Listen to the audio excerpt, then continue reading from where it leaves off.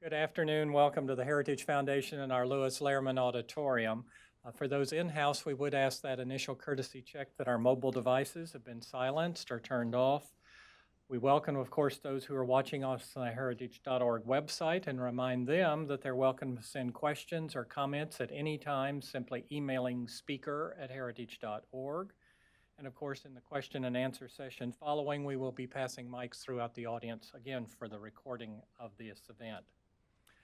Leading our discussion and opening our program today is Timothy Dutcher. Timothy is my colleague in the Coalition Relations Department, where he serves as an Associate Director. Please join in welcoming him. Tim? All right, thanks everybody. I'm going to be very brief here, but I just kind of want to set the stage a little bit before I bring Steve up. As conservatives, we know that lowering taxes is virtuous, and it helps to lead economic growth and opportunity for everyone. We believe that. Many on the left look for opportunities to prove that tax cuts don't work as we intend them to work.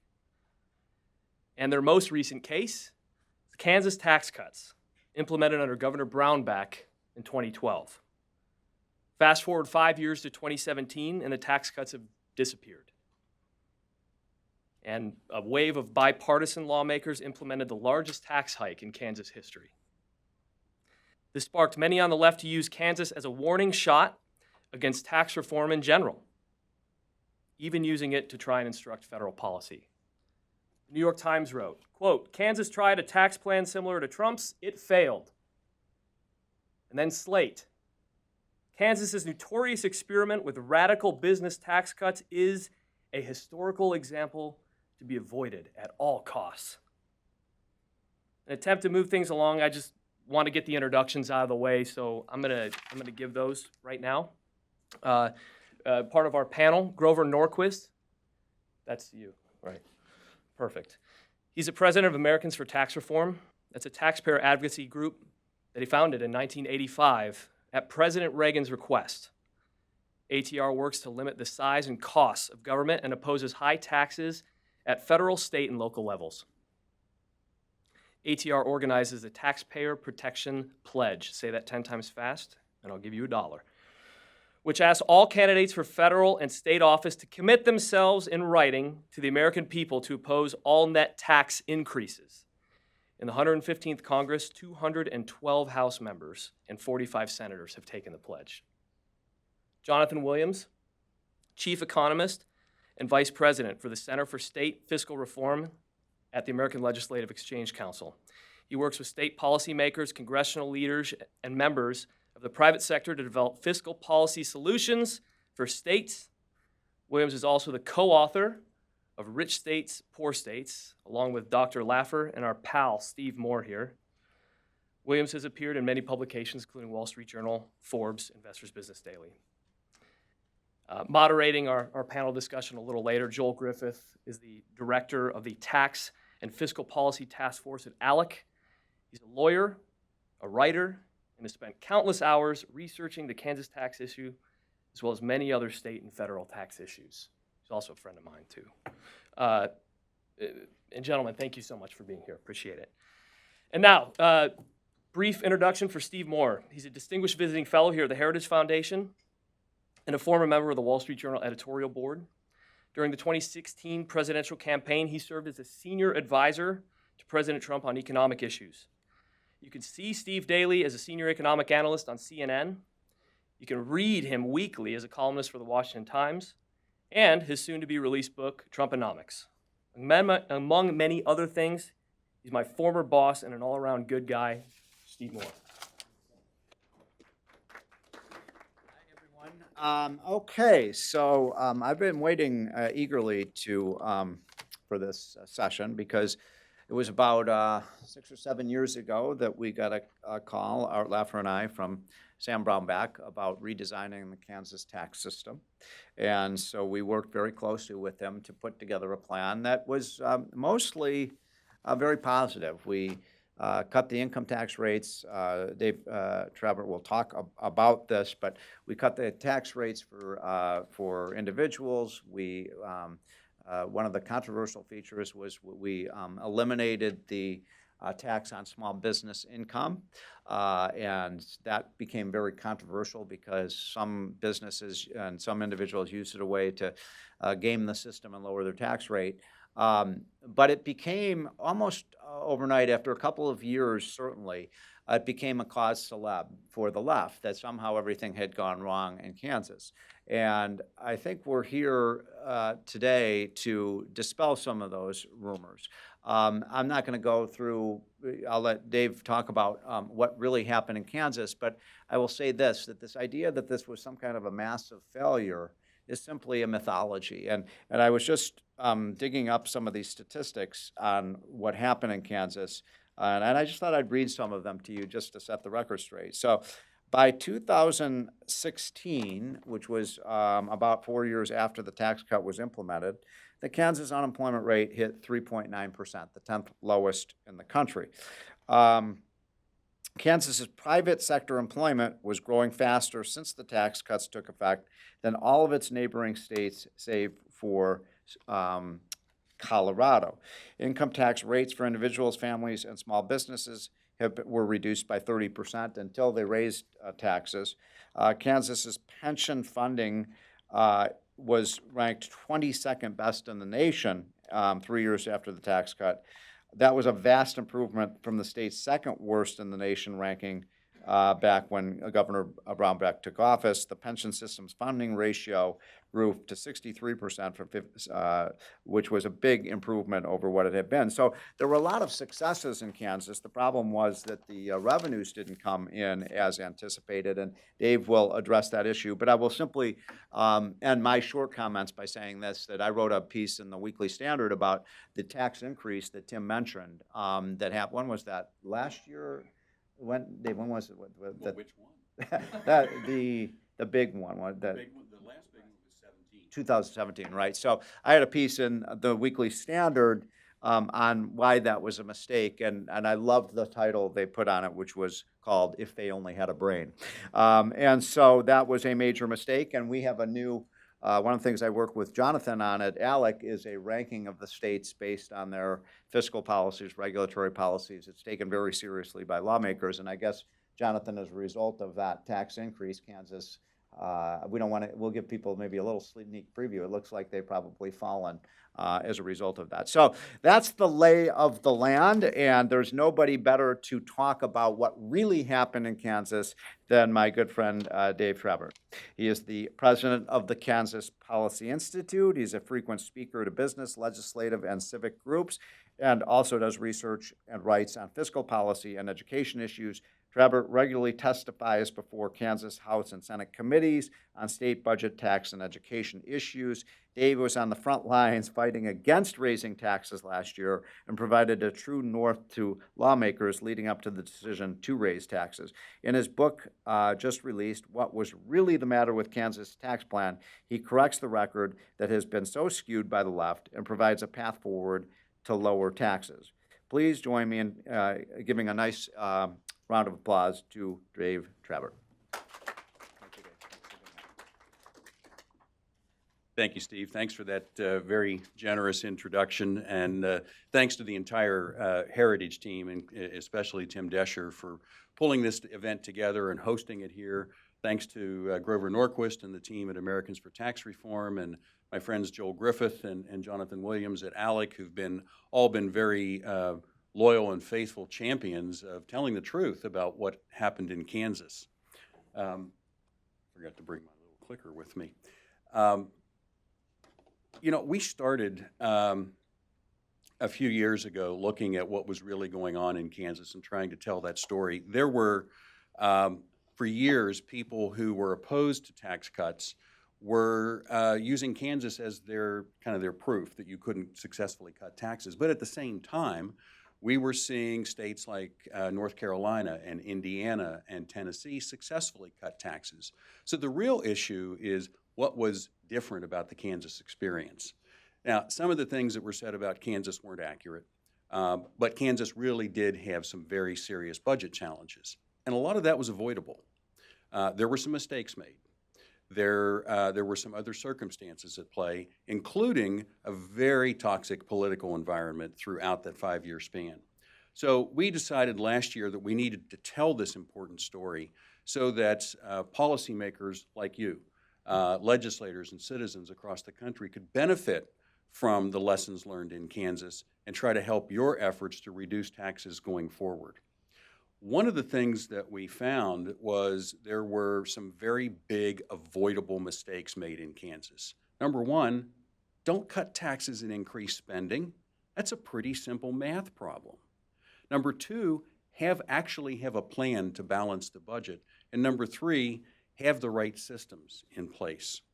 Now, the narrative on spending in Kansas was that state spending had been devastated. It was horrible, terrible, you pick the adjective. None of that was true. The year that they signed the plan into place in 2012, they also approved a $400 million spending increase.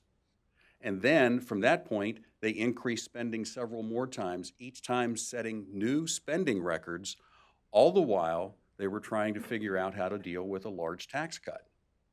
Now, the rate of growth declined, and so to a lot of people in government, that's a cut. But in reality, total spending increased. And how do you do that? Well, we had a lot of people come to us at the beginning saying, look, we love this idea. We really need to reduce taxes in Kansas, but how are we going to run government on that much less revenue? It was the initial, at this point, they were talking several $100 million. So we went out and looked at the spending patterns of all 50 states, and it was simply a matter of the spending. What we found was that the states that tax income spend 42% more per resident than the states without an income tax. We used NASBO data, pulled out all the federal spending, pulled out anything related to debt, and we're left with the states that tax income spending 42% more. Now, every state provides the same basic basket of services. They have education and highway programs and social services. But the states that can provide those services at better prices are able to pass the savings on to residents in the form of lower taxes. As I said, there was no plan to balance the budget. And even this skinny plan at the beginning, Governor Brownback's initial proposal was only $350 million tax cut over 5 years. By the time that left the House of Representatives, it was up to $1 billion cut. And then the Senate moved it up to $3.5 billion over 5 years.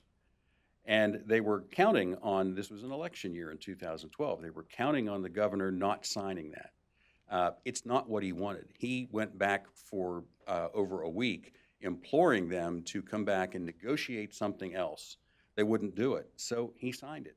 But throughout that period, they never had a plan to actually balance the budget. If this passes, how will we balance the budget going forward? Because they knew by the time it got to where he was signing it, they knew it was in serious trouble 2 years in. There was a giant hole because the reserves would be gone.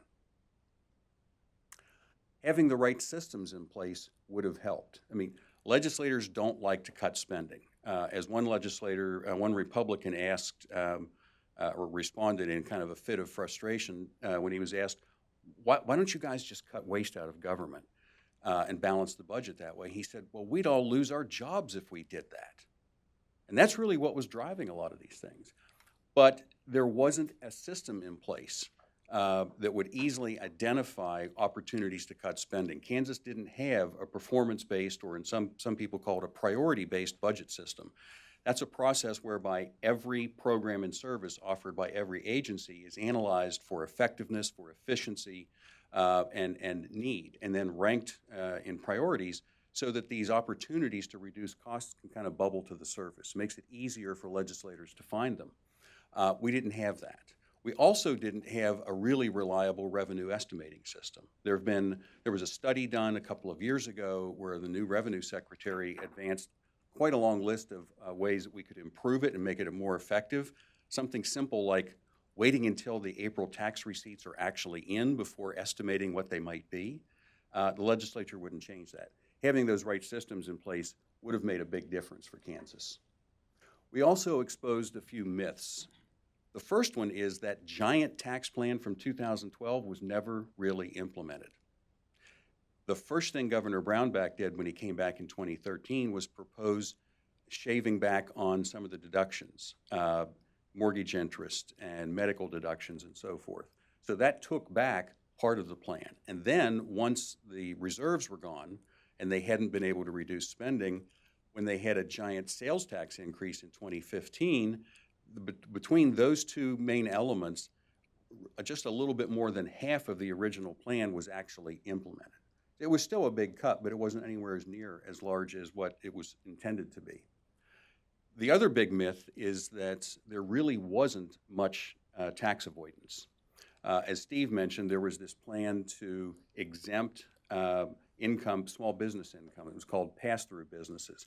These are businesses where like proprietorships and partnerships, where the income flows through. It's passed through to the individual owners and reported on their individual income tax returns. So when Kansas first estimated what this would be worth, they said there's about 190,000 entities that would claim the exemption. When it came out the first year, there were actually 330,000 claiming it. So that led to rampant speculation that a lot of companies changed their tax status. Turns out the IRS data all along said there were about 330,000 pass-through entities in Kansas.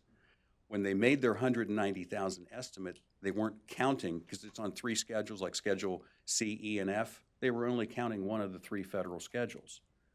Why they didn't own up to that is a mystery. When they discovered it, we don't know, but that led to that rampant speculation. The Department of Revenue tracks C corporations converting to small business pass-through status, and there was a tiny uptick in the number of them converting, but not much more than it was prior to tax reform. And then finally, there was an independent academic study that attributed only 2% of the revenue decline to tax avoidance. Now let's talk about that toxic political environment. People tend to think of Kansas as a very conservative state. But when Governor Brownback was elected in 2010, media was speculating that it might have been 50 years since Kansas actually had a conservative governor. And from that day forward, the attempts were put in place to make sure that never happened again. And one of the ways that manifested itself was when this plan was passed, knowing that there was a giant budget hole coming, Democrats and many Republicans refused to propose or support any kind of a plan to structurally balance the budget, either with tax increases or spending adjustments. What developed was kind of a burn it down mentality, where a lot of people would rather see the entire tax plan and Governor Brownback go down in flames than actually try to fix it. In fact, that controversial pass-through exemption could have been eliminated in 2016. It was voted on in the House of Representatives. It failed by 19 votes, with 24 Democrats and moderate Republicans voting against it. And these are people who for years had been saying it's unfair, we need to get rid of it, that they were blaming the big budget problems on it. But when it came time to get rid of it, they wouldn't vote for it, because 2016 was an election year. And they admitted that if they got rid of it in May, voters might not think they had to get rid of conservative legislators. So they let it stay in place. And then they got their wish. We did get a much more moderate legislature in the 2016 elections. There were also a few other things going on in Kansas that were completely unrelated to tax issues. Kansas is an oil state. It's not Oklahoma, Texas type of an oil state, but oil is a much bigger segment of the Kansas economy than most states.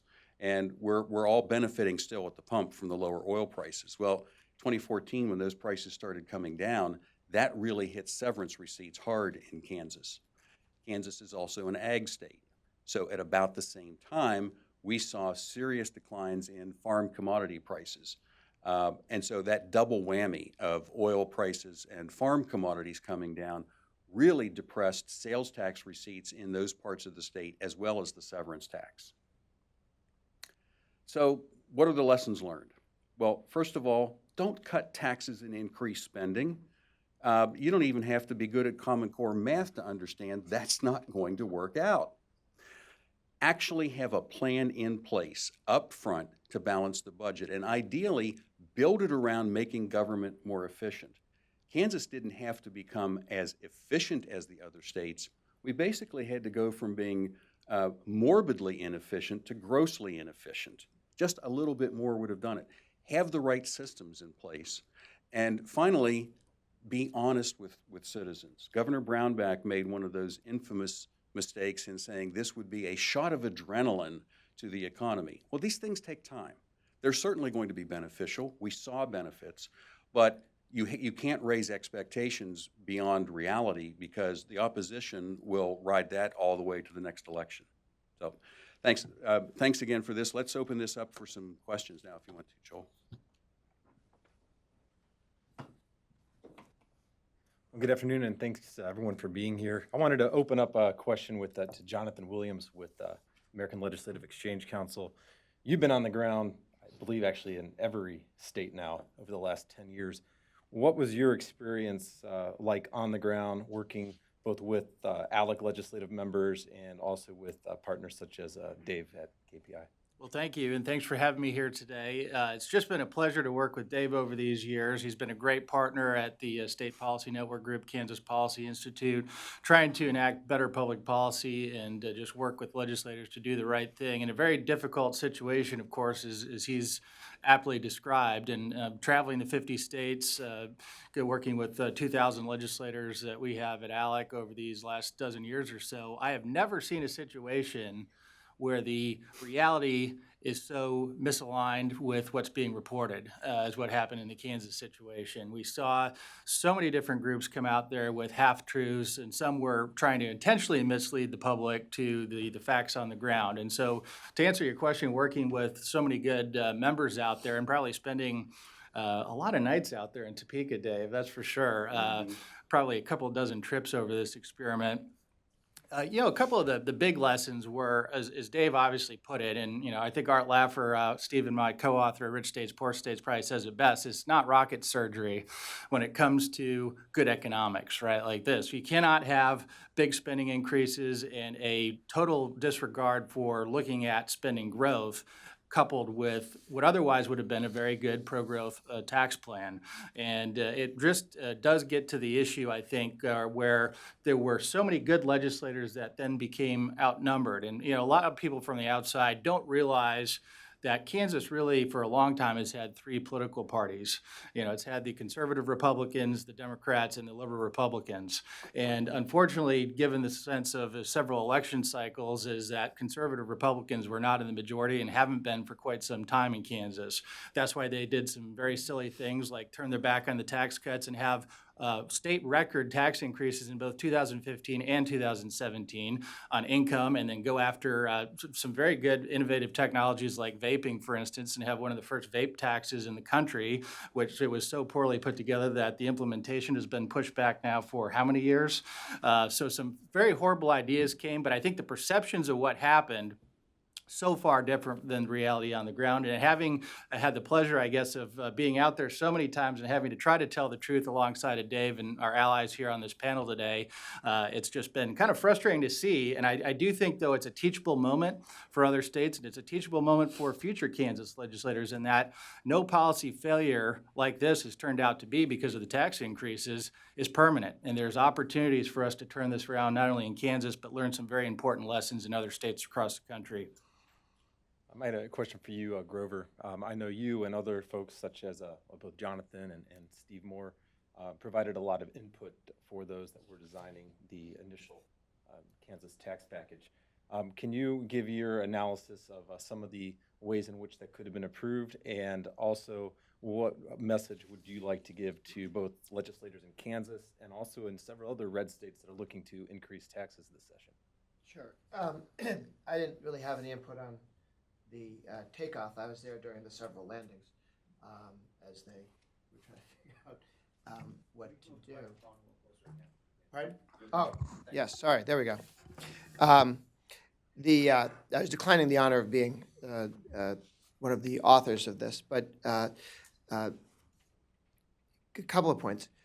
One, I think that the left's focus on Kansas has been very unhelpful to Kansas and very unhelpful to tax reform. But what it also shows you, if you step back from it, is how weak their hand is, okay? They don't say Kansas and all those guys in Texas and Florida and Tennessee and Nevada with no income taxes is all falling apart.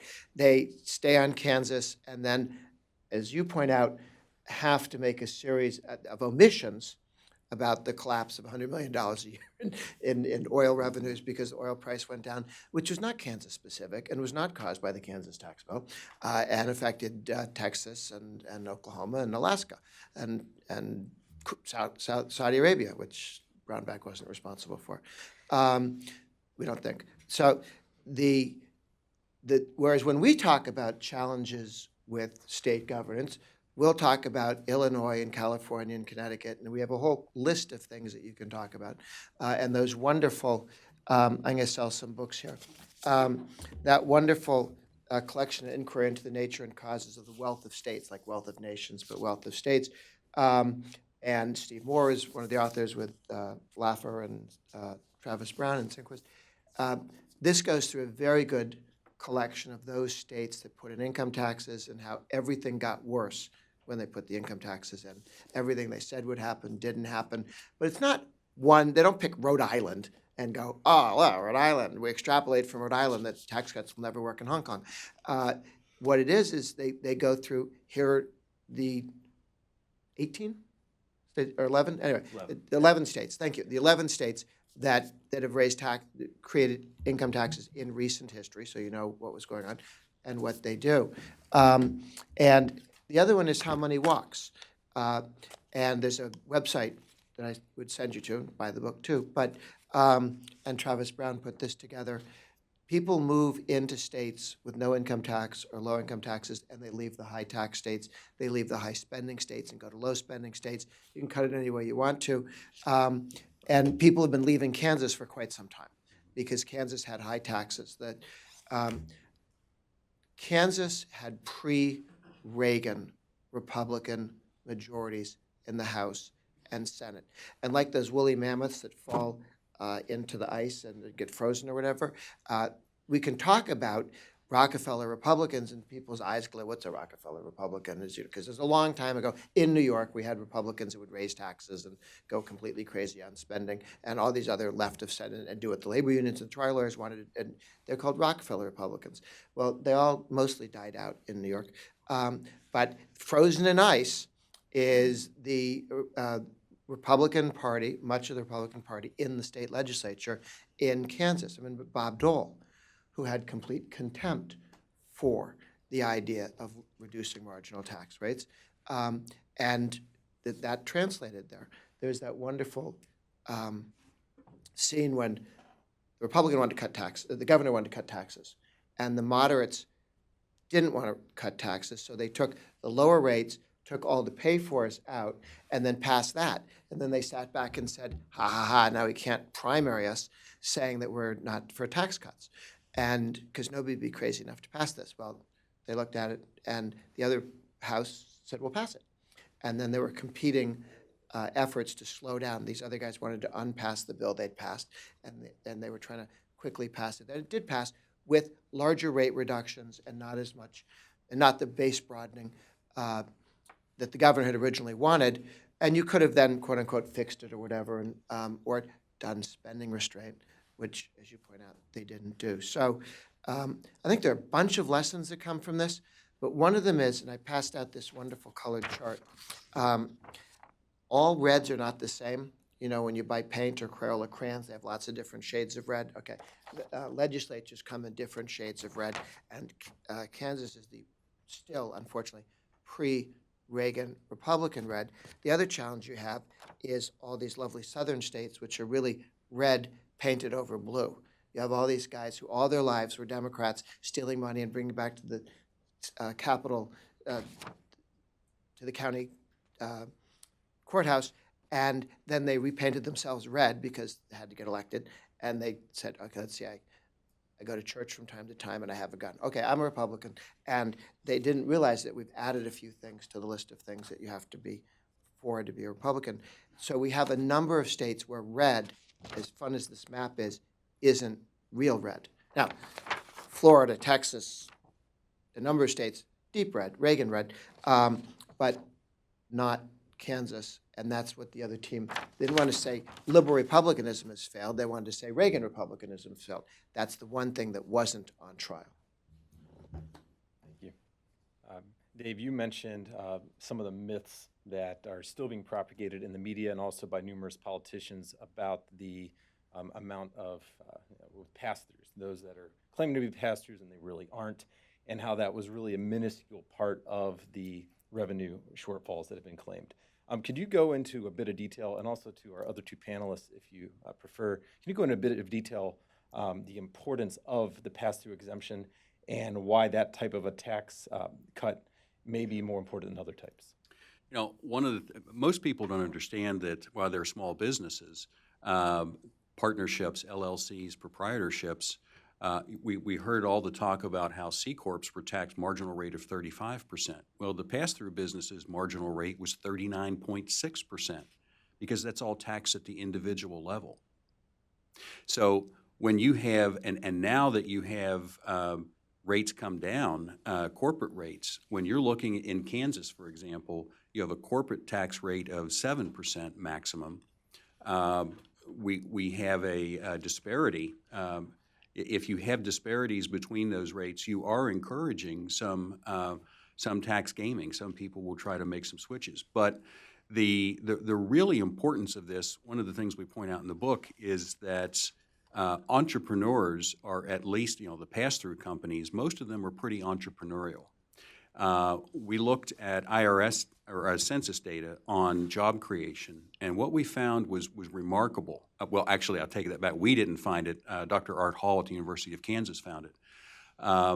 If not for jobs created by new establishments, and that could be a C Corp or it could be someone starting a new restaurant, but if not for jobs created by new establishments, this country wouldn't have had any private sector job growth since 1977.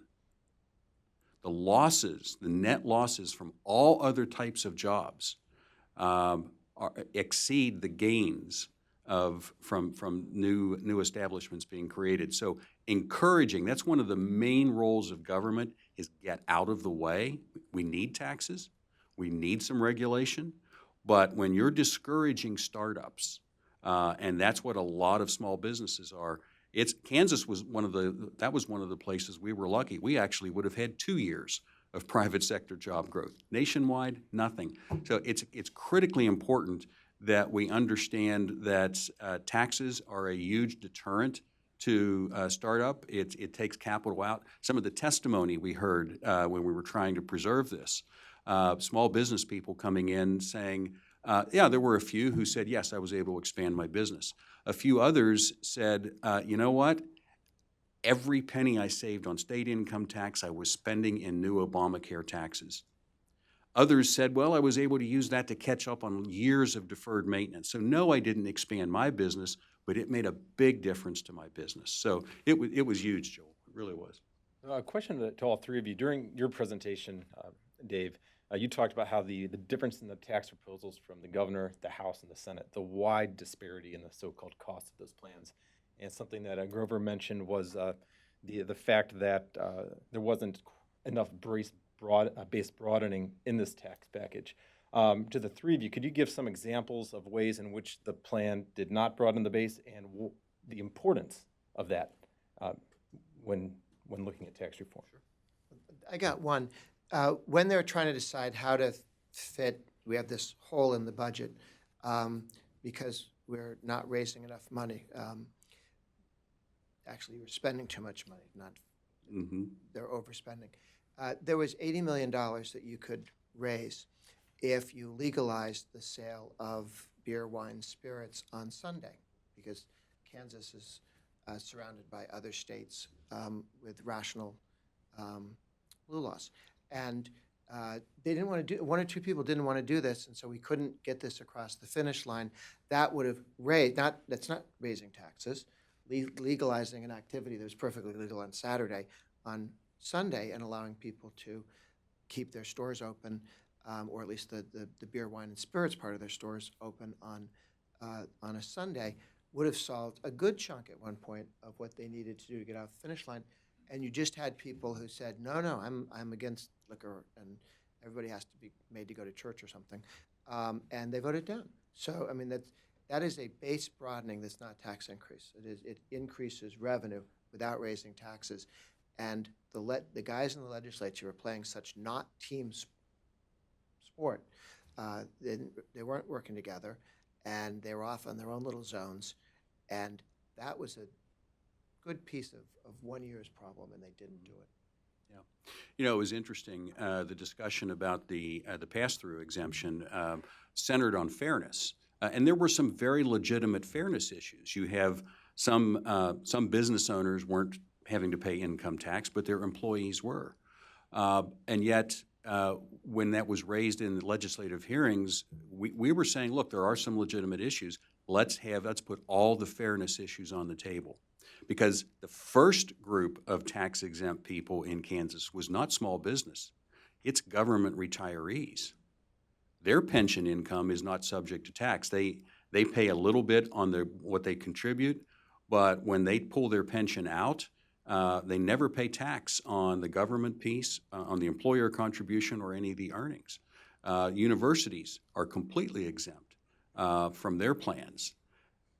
There's all kinds of sales. Every year, there is one after another organization or local entity that wants another sales tax exemption. So let's put all of these exemptions on the table at one time. Let's look at them. And of course, that wasn't really what it was about. It was about politics. There were lots of opportunities to broaden the base. There just wasn't the political will to do that. No, and the other thing, I think Dave's point is great on the sales tax side. This is similar in many states in that so many states actually have more exemptions on the sales tax, out of the sales tax base than they collect in sales tax revenue, which I think is still the case in Kansas. And every year, a new group comes together and asks for kind of a special interest type bill on special exemptions.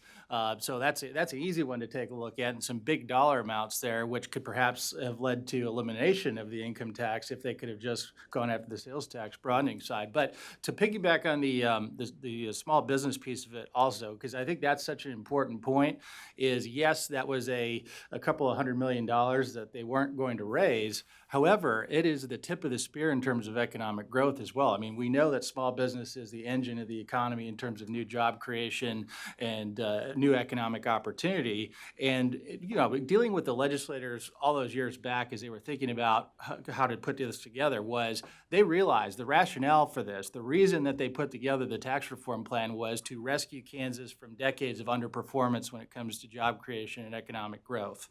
Of course, that got watered down with the threats and then ultimate occurrences of the tax increases, but focusing on that portion of it, which would create the biggest bang for the buck in terms of revenue spent on taxes, or in this case, not collected, this was, I think, exactly the right thing. We can look at it from an armchair quarterback all day long, whether we would have done that, hindsight being 2020. Of course, you know, that's a much different characterization to have at that point. However, that being said, this is also important that it was not just going to be the small business portion at zero. The idea was to get everybody on the individual side to zero by the March to Zero plan, which was use revenue triggers and future economic growth to completely eliminate the personal income tax. They just started with the small business side, and of course they lost the spending discipline, which then made the complete elimination of the personal income tax unfeasible at that point.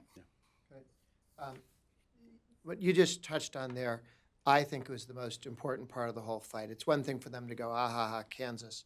It's really not much of an argument in other states that are either failing, like Illinois. No, don't mind tax increases. Kansas, it doesn't work. And you can't scare people in Florida into having an income tax by yelling Kansas. And it's not some magic word. But what the real goal of the other team was here was to take out the part of the bill that the governor put through, which I thought was the heart of it. Okay, not so much the tax cuts as when revenues go up to this point, the corporate and income tax and individual income tax come down permanently to this level. It was a spending cap enforced by cutting tax rates permanently when you hit certain numbers. Now, it was the one thing the other team wanted to take away. Okay, they didn't want to fix the problem by closing loopholes. They didn't want to fix the problem by letting you sell beer on Sunday. They wanted to take down, it's like when Saudi Arabia fights with Kuwait, Qatar, and they say they're terrorists, and their one requirement is that they get rid of Al Jazeera, the TV show that broadcasts into Saudi Arabia and discussed Saudi Arabia's internal politics. So, there are these 10 bad things, and what do you want to do? Want them to turn that TV show off. I think they were about the TV show. And when the left said we're mad about what's happening in Kansas, and the thing we have to stop is the spending limitation / ratchet down over time to zero. Okay, with normal growth within 25 years or so, that Kansas would have had no income tax, individual or corporate, and that would have made it very difficult for the left to put all their friends on the payroll. They have failed because we have the counter model in North Carolina, where they have put ratchets up each year and brought down, and they've hit every one of the targets, and then they've taken the income tax, personal and individual. It keeps coming down in North Carolina. It is not going back up again, and they can put those out. They may do this, another series of them, so that even with the Democratic governor, who they have enough votes to override his veto, they will keep this ratchet going down. I like the idea of having it one bill and permanent. They took that away from Kansas, but the idea of a ratchet down on the income tax is one that Arizona and Wisconsin and North Carolina are all looking at, with North Carolina having had several whacks at the apple. So I think if you had to, what were they really mad about was that model succeeding, because they don't like the 9 states that don't have income taxes, but they don't go to pieces over the subject. This was the model for any state, including California, including Illinois, to have set themselves on a path, longer path for them, down to get rid of the income tax. And I think we can come back to it, but the other team will yell Kansas, and we'll just have to yell louder North Carolina. So speaking of spending, I thought the chart you showed, Dave, the long-term spending, each and every year, general fund spending has increased. And now we're 1 year out from the largest tax increase in Kansas, both in absolute terms and as a percentage of revenue, the largest tax increase in history. So on the ground, has the clamor for increased spending diminished? Have the legislators that capitulated, have they made new friends? What's it like on the ground in Topeka? Well, last year, that's a great question, Joel. Last year, when they were debating how and when they were going to implement the largest tax increase in Kansas history, that last bar you saw on that graph was the new spending. We started internally calling it the Here Hold My Beer legislative session because there was one after another competing spending proposal. So they actually increased spending, one more, there it is, from last year. Well, it's in effect this year, about $350 million. Over the weekend, they approved a $525 million increase for school spending. And they're going to phase that in over 5 years. But now the game is, let's pretend we can do that without a tax increase. So it's the clamor for more revenue in Kansas will never end, because spending money is how politicians get elected. Thanks, Dave. I'd like to get some closing words to legislators from each of you, and then we'll have about 5 to 10 minutes of time for questions from the audience, starting with you, Jonathan. Great. Well, I think as Dave put it, the idea is to be more like North Carolina model and less like, of course, what we learned out of the Kansas model.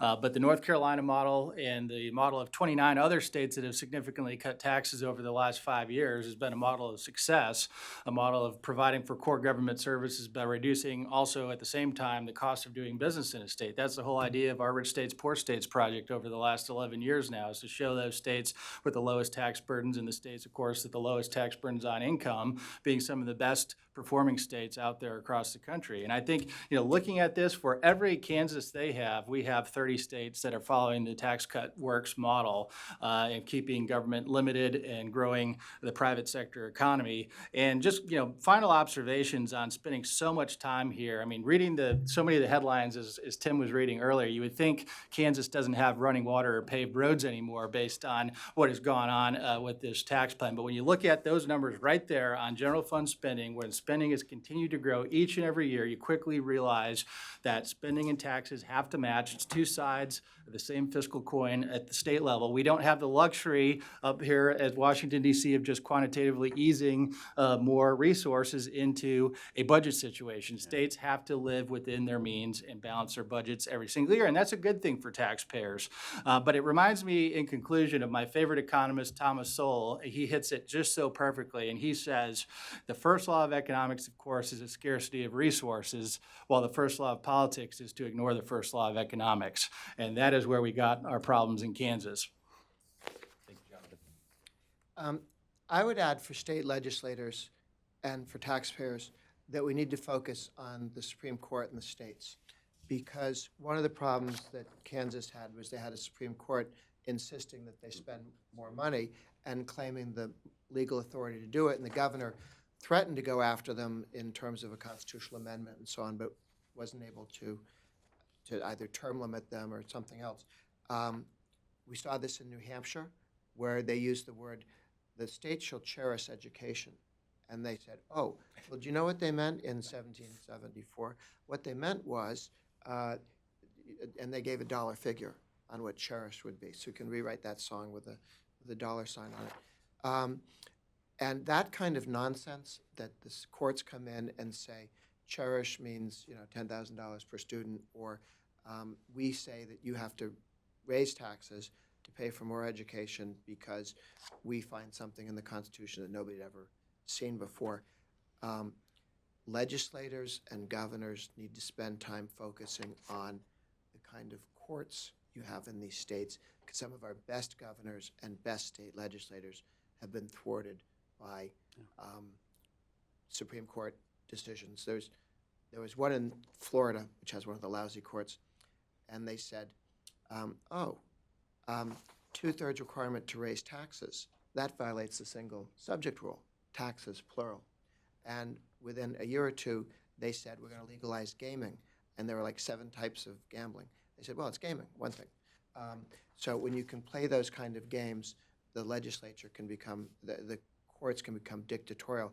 And that was a piece, I don't know whether you see it's a 1/10 of a piece or a 1/4 of a piece or what piece of the inability to rein in spending, but it was part of it. And once you allow them any leeway, there's nothing that stops them from asking for twice that.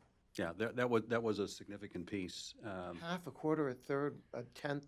It's half to a quarter at least, maybe more than that, because that's also the most powerful lobby in getting people elected. So, that played a significant role. I guess I would. Those are. I wish I'd thought of both of those. They're great comments. Messaging. The other side is really good at telling stories, and we're really lousy at it. Imagine if you were a governor going into a room and saying, does anyone in here think government operates efficiently? You'd have to wait for the laughter to die down. And then you follow that with something, that's how we're going to reduce your taxes.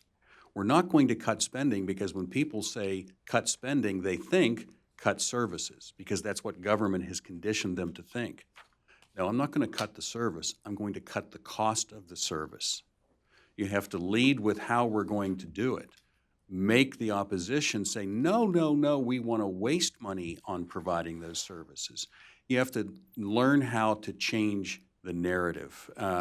There was it's kind of like, and it was an old Edmund Burke quote that said, and I'll paraphrase it for modern days, the worst thing that can happen to a good idea is to be, that was Bastiat. Worst thing that can happen to a good idea is not to be successfully attacked, but to be poorly defended. And we really didn't defend this. We didn't go out. There was bad messaging. So understanding what you're trying to accomplish and bring people along with you. Thank you, gentlemen. And we do have some time for some questions from the audience. And Peter, well, just wait for the mic. There we go. Let me suggest a long-term project here, given the comments that were made about the courts ordering tax increases. You can change the law, so courts should not have the power to order tax increases. That should be something that's reserved to the legislature. And so we need to have a long-term project. Take away their power to order tax increases. And that's a long-term fundamental reform, and that needs to be a long-term project. The interesting thing in Kansas is that the problem we have is not with the Supreme Court, it's with this Supreme Court. There was a court ruling in the early 90s that said the court did not have the authority to set spending levels and therefore set tax policy, that's an inherently political decision. It's this group of Supreme Court judges that think they now can do it. They've declared, yes, we do have this right. Of course, they say we're not really telling you how to spend money, but they are.